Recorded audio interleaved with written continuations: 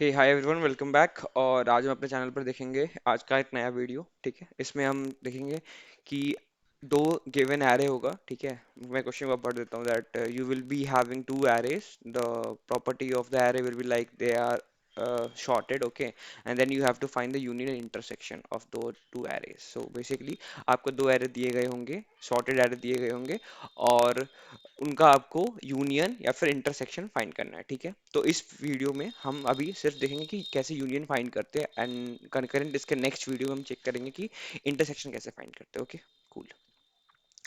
सो पहले देख लेते हैं यूनियन क्या होता है। The union of any two or more sets result in a complete new set that contains a combination of elements that are present in both those two or more given sets.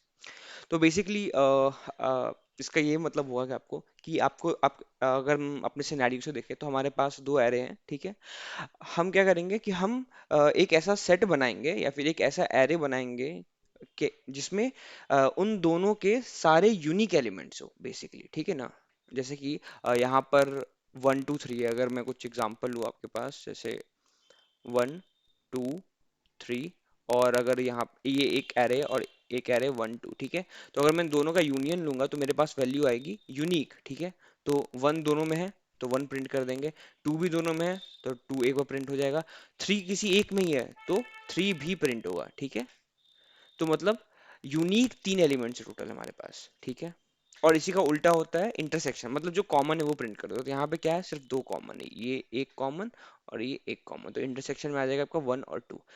Let's suppose मेरे पास एक और example ले लो, 1 2 3। ठीक है, एक array है और एक एरे है 4 6 10। ठीक है, और अगर मैं अब इसका यूनियन करूंगा तो मेरे पास आएगा 1 2 3 4 6 एंड 10।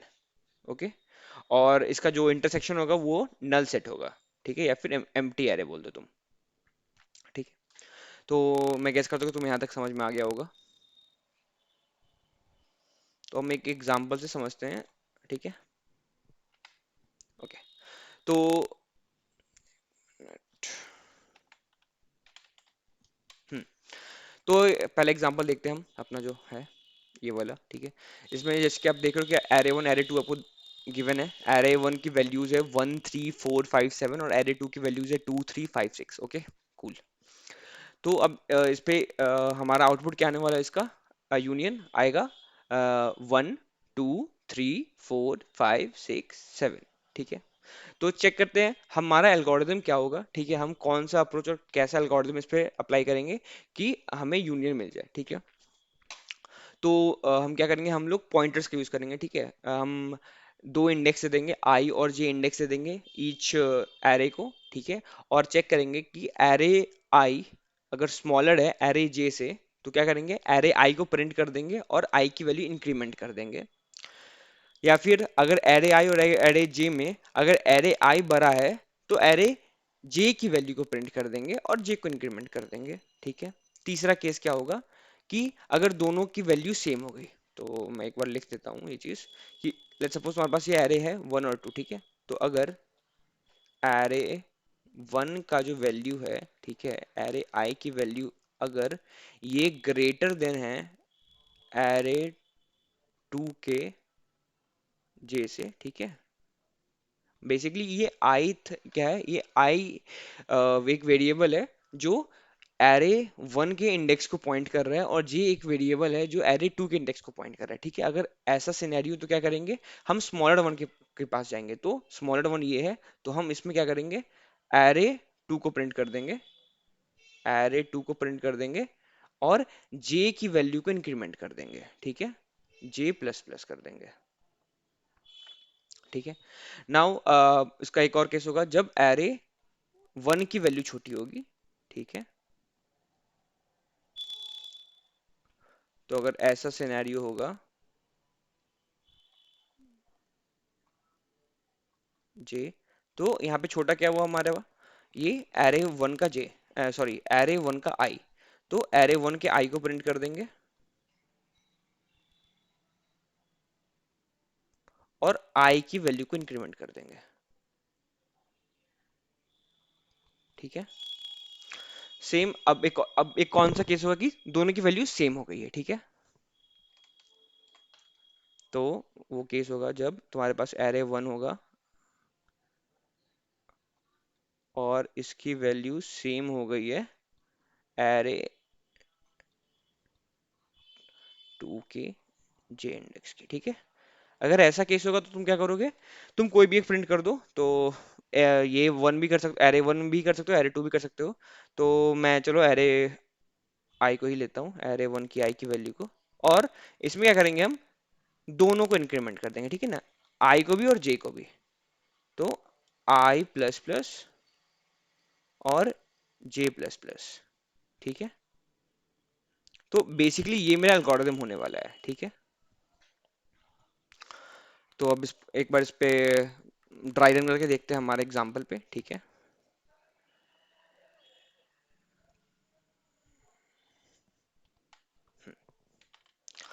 तो एक बार एग्जाम्पल को नोट डाउन कर देते हैं, ठीक है। 1 3 4 5 7, ठीक है।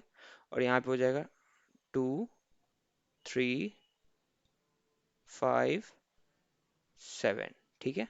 चलो, ये हो गया तुम्हारा एरे 1 हो गया तुम्हारा ये, और ये एरे 2 हो गया तुम्हारा, ठीक है। आई इसको पॉइंट करेगा, ठीक है, और जे इसको पॉइंट करेगा, ठीक है। तो अब हम अपना एल्गोरिथम लगाते हैं, पहले चेक करते हैं आई में और जे में कौन सा छोटा है, 1 छोटा है, ठीक है। तो हम 1 को प्रिंट कर देंगे यहाँ पे, ठीक है, या फिर स्टोर कर देंगे और आई की वैल्यू को इंक्रीमेंट कर देंगे। तो आई इंक्रीमेंट होके 3 पे चला गया। फिर से चेक करेंगे आई और जे में कौन सा छोटा है, तो इस टाइम जे छोटा आ गया। तो जे की वैल्यू को लिख देंगे 2, ठीक है, और जे की वैल्यू को इंक्रीमेंट कर देंगे, ठीक है। ना फिर आई और जे में चेक करेंगे, तो दोनों सेम हुआ तो कोई भी एक, तो हम आई को प्रिंट कर रहे थे सेम वाले केस में, तो आई को प्रिंट कर देंगे, दोनों को इंक्रीमेंट कर देंगे, ठीक है। तो अब आई भी इंक्रीमेंट हो गया तो आपका, और जे भी आपका इंक्रीमेंट हो गया है, ठीक है। अब फिर से क्या करेंगे, चेक करेंगे तो आई और जे में कौन सा छोटा है, 4 छोटा है, ठीक है। तो 4 को प्रिंट करेंगे और आई की वैल्यू को इंक्रीमेंट कर देंगे। चेक करेंगे आई और जे में, अच्छा दोनों सेम आ गया है, तो आई को प्रिंट कर देंगे और दोनों की वैल्यू को इंक्रीमेंट कर देंगे, ठीक है। ये आई और ये जे, ठीक है। अभी भी क्या है, दोनों का वैल्यू सेम है, तो 7 को डाल के दोनों की वैल्यू को इंक्रीमेंट कर देंगे। तो आई आपका इंडेक्स के बाहर चला जाएगा और सेम आपका जे भी इंडेक्स के बाहर चला जाएगा, ठीक है। तो इस केस में क्या होगा कि हमारा पूरा दोनों एरे ट्रैवर्स हो गया, ठीक है। और ये आपका यूनिक वैल्यूज हो जाएगा। कोई एक ऐसा केस होगा जब लेट्स सपोज आपका एक केस होगा जब आपके पास एक्स्ट्रा एलिमेंट्स भी होंगे 8 9 10, ठीक है। तो यहाँ पर क्या करेंगे आप कि यहाँ तक आओगे आप, जैसे कि इटरेट करते जा रहे हो, और एक ऐसा सिचुएशन आएगा जब आपका एरे 2 का इंडेक्सेस खत्म हो जाएंगे, ठीक है, बट एरे 1 के इंडेक्सेस रहेंगे, ठीक है। जैसा ये केस है, यहाँ पर ये खत्म हो चुका है, ठीक है। यहाँ से जे की वैल्यू बढ़ नहीं सकती, बट आई के पास अभी भी वैल्यूज हैं। तो हम क्या करेंगे, यहाँ पे हमारा जो कंपैरिजन वाला है सिचुएशन उसको खत्म कर देंगे, कंपैरिजन नहीं होगा, ठीक है, इस पॉइंट के बाद। और जो भी बचा है ग्रेटर एरे में वो प्रिंट हो जाएगा। तो यहाँ पे क्या होगा इस केस में, 8 9 10 प्रिंट हो जाएगा, ठीक है।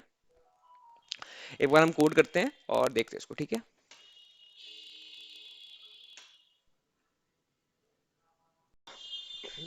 चलो फिर हम इसका कोड कर लेते हैं, ठीक है। तो हमें कंडीशंस पता है, 3 कंडीशन बेसिकली हम लिखेंगे, ठीक है। अगर एरे 1 का आई का वैल्यू अगर छोटा है एरे जे के, एरे 2 के जे से, ठीक है, तो छोटा वाला पहले लिखेंगे, ठीक है ना। एंड फिर आई को इंक्रीमेंट करेंगे, सेम जे के लिए करेंगे, और इक्वल वाले केस में किसी भी एक को प्रिंट करके दोनों आई और जे को इंक्रीमेंट करेंगे, ठीक है। तो पहले हम अपना इंडेक्स लिख लेते हैं, पॉइंटर जो हम रखेंगे, ठीक है। आई आपको एरे 1 के लिए और जे आपको एरे 2 के लिए है, ठीक है। तो हम एक कंडीशन डालेंगे, while i smaller than m and j smaller than n, ठीक है। तो ये कंडीशन आप ध्यान से देखना, इसमें कह रहा है कि अगर कोई भी एक वेरिएबल आई और जे में से अगर अपना रेंज क्रॉस करता है तो ये वाइल लूप टर्मिनेट हो जाएगी, ठीक है। तो इक्वल, अगर दोनों एरे का साइज अगर इक्वल है तो पूरा एरे इटरेट हो जाएगा, ठीक है। बट अगर एरे का जो साइज है वो डिफरेंट होगा तो ये वाइल लूप जो सबसे छोटा एरे होगा सब साइज में उस लेवल तक चलेगा, उसके बाद ये टर्मिनेट हो जाएगा, क्योंकि कोई एक होगा जो पहले टर्मिनेट हो जाएगा, ठीक है, अगर साइज छोटा है तो। ठीक है, लेट्स सपोज अगर एरे वन का, जैसे यहाँ देखो एरे वन की साइज यहाँ पर 3 है और एरे टू की साइज यहाँ 5 है, तो ये जो हमारा वाइल लूप है वो तीन इटरेशन तक चलेगा आराम से, ठीक है। ओके, तो चलो इसे कोड करते हैं आराम से अब। इफ एरे वन का आई अगर स्मॉलर देन है एरे टू के जे से, this is the case array i का, ठीक है। तो what will do, we will print smaller one which is array one, and then we will do and okay, now हम I को increment कर देंगे, ठीक है। now we will do the same for j also। array 2 दूसरा case होगा जब हमारा ये वैल्यू बड़ा होगा array j से, ठीक है। तो क्या करेंगे, यहाँ पे हमारा स्मॉलर कौन सा हुआ, यहाँ पे हमारा स्मॉलर हुआ यहाँ पर array 2, ठीक है। तो हम लिखेंगे array 2 j और उसके बाद हम j को इंक्रीमेंट कर देंगे, ठीक है। ये एल्स वाला जो केस है वो होगा इक्वल केस का, ठीक है, इक्वल केस। ओके, तो अगर ऐसा सीन हुआ, अगर दोनों इक्वल हुआ तो हम क्या करें, कोई भी एक को प्रिंट कर देंगे। तो हम आपको प्रिंट कर देते हैं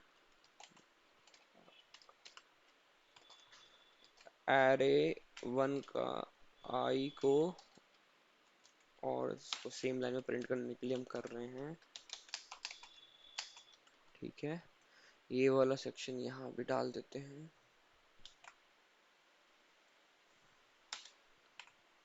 कूल। और यहाँ पे क्या करेंगे, आई और जे दोनों को इंक्रीमेंट करेंगे, ठीक है। ओके, अब वो केस जब हमारा एरे का साइज इक्वल नहीं होगा, ठीक है ना, तब जाके यहाँ पर आएगा। ओके, तो चेक करेंगे कि किस में वैल्यू बची हुई है, आई में या जे में। तो अगर मान लो आई में वैल्यू बची होगी, ठीक है, तो हम क्या करेंगे, प्रिंट एरे वन का आई, ठीक है, और आई प्लस प्लस, ठीक है। और मान लो अगर ऐसा सेम केस जे वाले के लिए हुआ, ठीक है।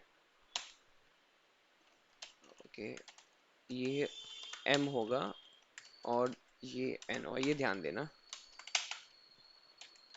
प्रिंट एरे टू जे और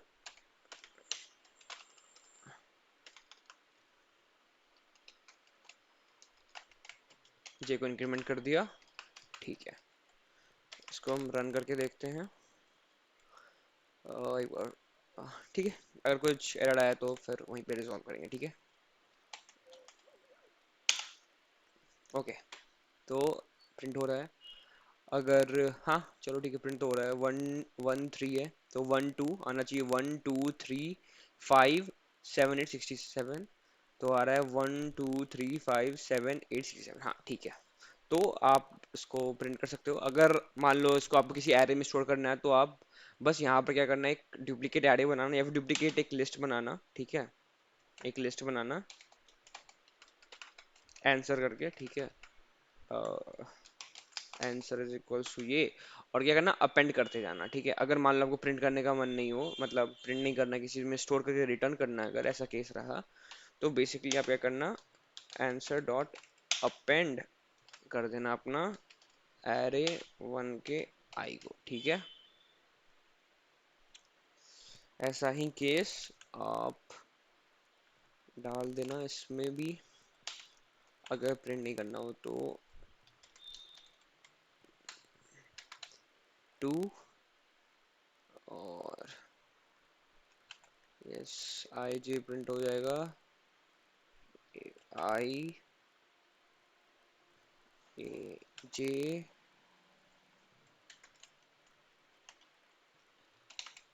ठीक है। और हम क्या करेंगे, रिटर्न कर देंगे, ठीक है। तो रिटर्न आंसर, तो ये लिस्ट को रिटर्न करेंगे तो यहाँ इसको रिसीव भी करेंगे, तो हम क्या करेंगे, यहाँ पर प्रिंट करेंगे, ठीक है। कूल, इसको सेव करते हैं।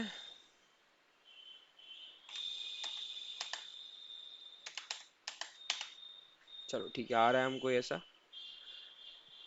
हाँ, और हाँ इसमें एक और चीज़ है, ये आप करना, ठीक है। यहाँ पर हमारा कोई भी डुप्लीकेट नहीं है, ठीक है ना। तो क्या होगा अगर कोई डुप्लीकेट एलिमेंट आ गया तो, ठीक है ना, मतलब एरे में ही, जैसे कि मान लो यहाँ पर 3 है, ठीक है, या फिर ये ऐसा केस आ गया, ठीक है।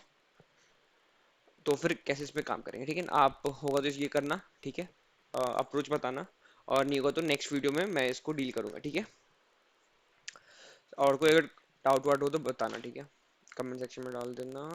For that let's meet in the next video, जहां हम इंटरसेक्शन डिस्कस करेंगे, ठीक है। Thank you.